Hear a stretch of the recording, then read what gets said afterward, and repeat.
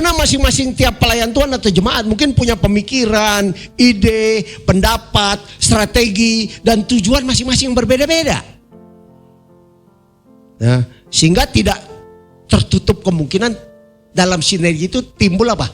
Konflik, perbedaan pendapat, argumentasi, ya, perbedaan pandangan. Tapi kita jangan berhenti seperti di situ.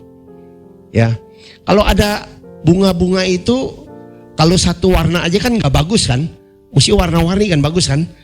Nah, ini menandakan ada kesatuan, ya kan?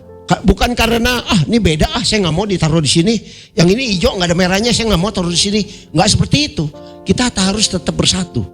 Ya, nah untuk menciptakan satu sinergi yang baik dan yang positif dan yang harmonis, makanya firman Tuhan Filipi 2 ayat 1-11 memberikan petunjuk kepada kita sebagai berikut. Yang pertama, jadi karena dalam Kristus ada nasihat, ada penghiburan kasih, ada persekutuan roh, ada kasih mesra. Sengaja saya kasih merah warna-warna itu, dan belas kasihan. Ya. Yang kedua, karena itu sempurnakanlah sukacitaku dengan ini. Hendaklah kamu sehati sepikir dalam satu kasih, satu jiwa, satu tujuan, dengan tidak mencari kepentingan sendiri atau puji-pujian yang sia-sia. Sebaliknya, hendaklah dengan rendah hati yang seorang menganggap yang lain lebih utama daripada dirinya sendiri. Dan janganlah tiap-tiap orang hanya memperhatikan kepentingannya sendiri, tetapi kepentingan orang lain juga. Dari ayat 1 sampai yang ke-11 ini saya bagi 3 tahap. Yang pertama, strategi untuk pelayanan Tuhan. Ini ayat 1 sampai yang ke-4 ya. Dikatakan nasihat, berarti kita harus selalu minta petunjuk sama Tuhan. Apa yang harus kita lakukan? Ya. Penghiburan kasih, ya. Kalau kita niat tulus, Tuhan selalu pasti memberikan kita rasa sukacita dan rasa cinta untuk melayani.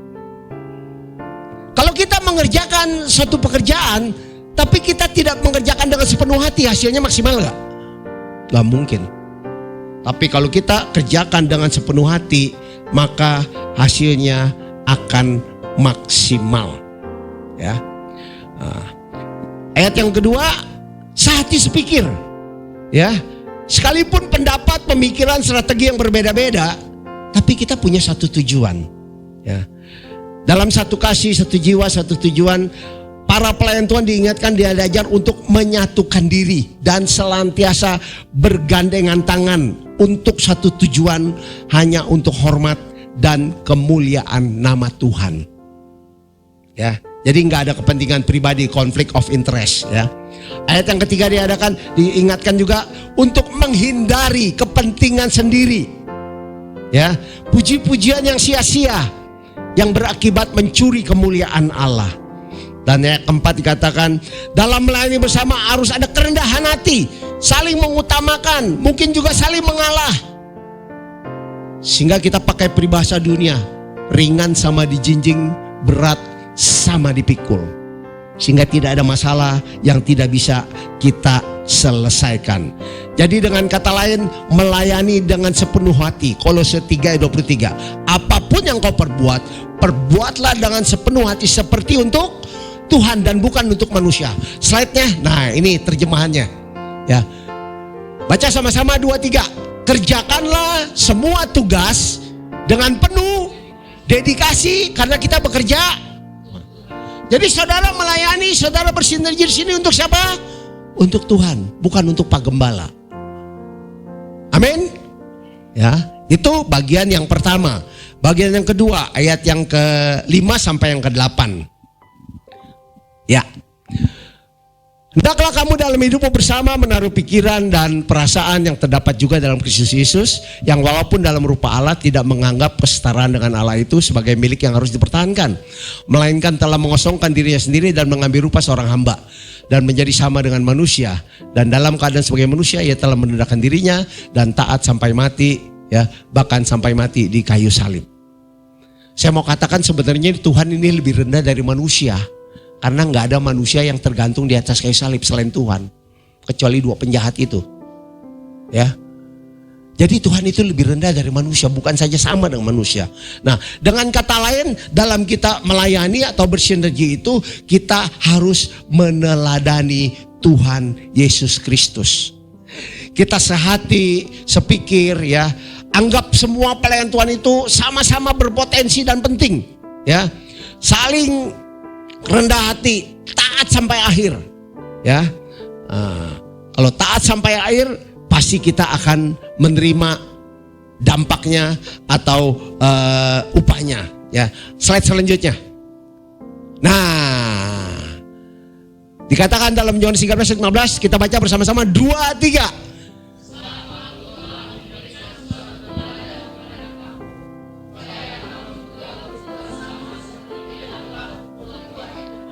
Jadi dalam kita melayani dan bersinergi, Tuhan sudah memberikan teladan bagi kita. Kalau Tuhan sudah memberikan teladan, kita tinggal melakukan. Kalau istilah sekarang yang kerennya tinggal copy paste. Gampang kan? Copy paste, tlek, keluar deh. Ya, jadi kita harus benar-benar meneladani Tuhan Yesus Kristus. Bagian yang ketiga, ayat yang ke-9 sampai yang ke-11. Itulah sebabnya Allah sangat meninggikan dia dan mengaruniakan kepadanya nama di atas segala nama, supaya dalam nama Yesus bertekuk lutut segala yang ada di langit dan yang ada di atas bumi dan yang ada di bawah bumi, dan segala lidah mengaku Yesus Kristus adalah Tuhan bagi kemuliaan Allah Bapa. Maksudnya apa ini? Ya, kalau kita kerja sungguh-sungguh bersinergi dengan cara meneladani apa yang Tuhan sudah teladani kepada kita, maka hasilnya pasti akan kita capai. Hasilnya akan dicapai oleh para umat Tuhan, para pelayan Tuhan, dan terutama untuk gereja ya, yang setia melakukan. Kalau boleh saya katakan nih, ayat 1 sampai 11 ini adalah juklak, petunjuk pelaksanaan dari Tuhan Yesus. Bagaimana untuk melayani dan bersinergi. Sama kita kerja pun harus ada juklak. Kalau nggak ada juklak kita kacau ya. Jadi petunjuk pelaksanaan yang diberikan oleh Tuhan kita bisa lakukan dengan baik, maka saya percaya kita akan menuai hasilnya. Gereja akan berkembang, maju, banyak jiwa-jiwa dimenangkan ya. Asal tujuan akhirnya adalah kerinduan Allah terrealisasi, kemuliaan Allah Bapa dinyatakan bagi kita semua. Sekarang saya mau tanya, ini kursi-kursi yang kosong tugas dan tanggung jawab siapa? Halo? Tugas penggembala? Tanggung jawab penggembala? Tugas siapa ini? Nah, coba ya, lihat yang kiri kanan kosong. Yang biasanya saudara kita datang duduk di sebelah kita nggak datang hari ini, tolong pulang di WA atau di telepon. Sus, bro, adik, kakak, ibu, oma, opa, opung, kemana tadi pagi? Abis nonton bola ya? Ya, boleh gak begitu? Boleh gak? Saling mengingatkan. Saudara punya handphone kan bukan buat gambar yang enggak aja kan? Saling mengingatkan, saling menguatkan, ya kan? Seperti itu, ya kan? Nah, jadi kalau kita sepakat melaksanakan tadi dikatakan dalam ayat 1 sampai yang 11 itu, ya, dalam Filipi 2 ayat 1 sampai 11 itu, maka 1 Korintus 15 ayat 58 ini akan menjadi bagian kita. Boleh kita baca bersama-sama? 2, 3. Karena itu saudara-saudaraku yang kekasih, berdirilah teguh, jangan goyah, giatlah selalu dalam pekerjaan Tuhan, sebab kamu tahu bahwa dalam persekutuan dengan Tuhan, jerih payahmu tidak sia-sia. Yang pertama dikatakan apa? Berdiri teguh. Berdiri teguh itu tidak goyah. Kalau pohon apa yang paling tahan? Yang di pantai pohon apa banyaknya? Pohon kelapa. Kalau di luar pantai pohon apa yang dipakai jadi pohon Natal? Pohon cemara. Mau angin bertiup kencang seperti apapun dia tetap mengikuti. Tapi dia kembali lagi ke posisi semula. Bukan berarti dibilang berdiri teguh, oh pokoknya pendapat saya harus begini, harus diikutin. Bukan seperti itu ya. Jangan salah tafsir ya. Nah, dan giatlah selalu dalam pekerjaan Tuhan. Terlepas ada pemimpin, gak ada pemimpin, terlepas ada atasan atau tidak, terlepas ada gembala atau ibu gembala atau tidak, kerjakanlah tugasmu dengan takut dan tanggung jawab. Jangan kalau lagi kerja ada bos ya buru-buru kerja, kalau gak ada bos ya main game. Di sini gak ada, semuanya karyawannya baik-baik semua kok. Ya. Lalu dikatakan apa lagi? Sebab kamu tahu bahwa dalam persekutuan dengan Tuhan jeripayamu tidak sia-sia. Saya juga gak ngerti ya, Tuhan panggil saya untuk pelayanan keluar masuk penjara. Jujur kalau mau ngomong, capek saudara. Keluar tenaga, buang waktu, keluar dana. Tiap datang kita harus bawa makanan. Kalau datang gak bawa makanan, semuanya pada gak fokus. Salah fokus. Ya kan? Saya pernah ceritain kan, kalau kita pelayanan di penjara gak bawa makanan, wah. Ada tim kami dulu, kalau tidak salah saya pernah ceritakan di sini. Dulu sebelum dia bertobat, ya mohon maaf kebetulan dia dari halak kita dari Sumatera Utara, namanya Situmorang, marga Situmorang. Kalau lagi mau ibadah, dia kebetulan dia punya blok tahanan itu menghadap pintu masuk. Jadi dia ngintip dulu, kayak Yosua dan Kaleb tanpa ngintai. Siapa nih hari ini yang melayani gitu? Wah, Yabes. Ya, kalau dilihat kita, terus ada tim kita bawa teng-tengan gitu kan ya. Dia tuh ngintip belum mandi itu.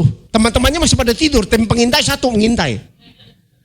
Pas tim pengintainya bilang begini, soraklah, haleluya, semuanya pada bangun. Langsung mandi. Karena apa? Karena kita bawa teng-tengan. Mereka istilahnya canggih-canggih. Tapi kalau yang datang hamba Tuhan gak bawa teng-tengan, mereka juga punya istilah. Lagunya keren. Ku tak membawa apapun juga. Mereka tidur lagi. Gak ke gereja. Itu sebelum bertobat. Dan ini true story. Kenapa begitu? Karena di dalam itu makanannya makanan ala penjara. Sulit gak kehidupan di dalam? Jadi jangan main-main, jangan melanggar hukum ya. Dan sebagai informasi yang paling penting adalah kehidupan di penjara itu 80% semuanya korban narkoba. Adik-adik, pemuda-pemudi hati-hati. Dikasih rokok, dititipin barang, hati-hati. Pihak berwajib gak mau tahu, selama tertangkap tangan Anda adalah sebagai tersangka atau terdakwa. Walaupun itu barangnya barang orang lain. Dan banyak orang-orang yang di dalam itu korban. Ya, apalagi kalau di lapas perempuan Tangerang itu. Orang Afrika, orang dari China, orang dari Austria. Mereka tuh korban. Dipacarin sama orang tuh suruh bawa barang. Katanya narkoba. Nggak tahu mereka. Ya, tangkapnya ada yang 10 tahun, ada yang 15 tahun, ada yang seumur hidup. Bayangin seumur hidup tinggal di penjara.